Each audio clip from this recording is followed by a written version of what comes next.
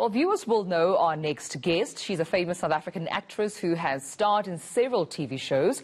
As we continue to call on our viewers to support the eMedia COVID-19 Relief Fund, we have Susan Danford on Skype adding her voice to our initiative. Susan, a very warm good afternoon to you, and thank you so much for joining us. I mean, you've watched this campaign roll out. What do you think so far?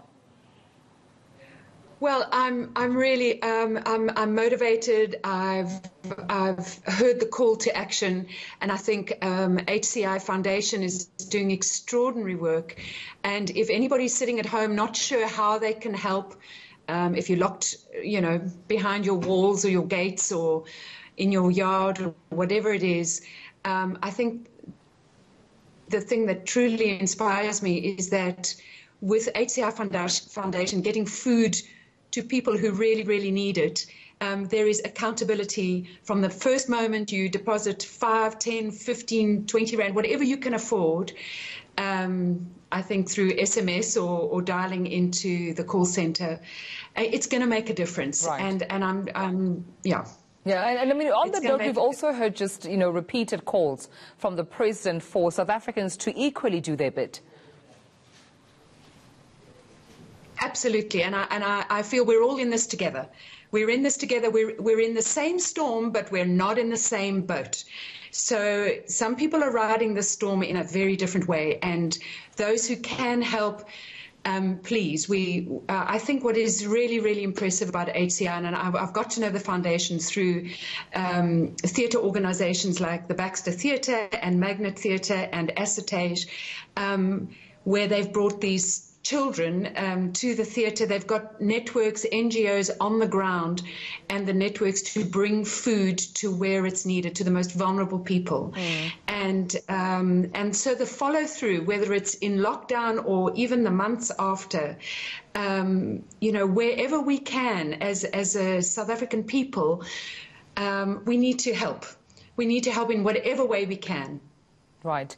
What is then your message to South Africans about how they can make that difference, Susan? Because, I mean, we've had calls from some South Africans saying they're not sure if the little that they have is actually enough. And we kept reiterating that the little that you have to contribute to be part of the solution and make sure that other, previously disadvantaged communities, our sisters, is greatly appreciated.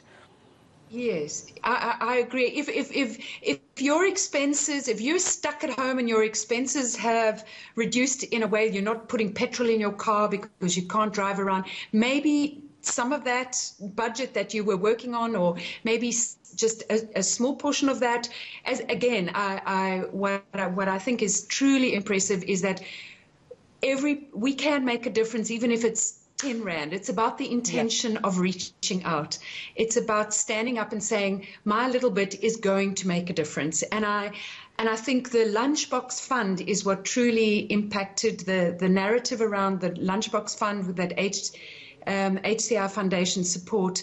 It's literally, so the kids are not at school. They're not receiving their lunchboxes. So HCI Foundation has the ability to get food to families and those children that are not getting it at school. And in that box is food, fortified food, healthy food, food that can last a family of 4 for a month. And the nuance of the thought behind it, even to the weight of that box. Right. So that if an elderly person cannot carry that box, it is 12 kilograms where a child or a young person can go and fetch that box that's been arranged through HCI and the NGOs and the Lunchbox Fund.